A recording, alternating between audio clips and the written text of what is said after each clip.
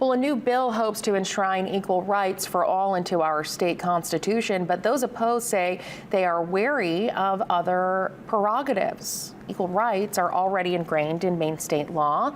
This bill would amend our state constitution, prohibiting the denial or removal by the state or any political subdivision of equal rights based on things like race, religion, age, or sexual orientation, gender identity, or gender expression.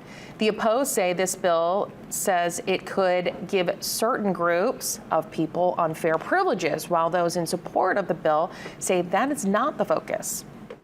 We stand together because we understand that we are at the crossroads of holding our rights together. We do not fight for one, we fight for all. One of the things is in the forefront right now, and it's protecting women's rights and our girls. I think some of the language in this bill will nullify what we're actually indeed fighting for.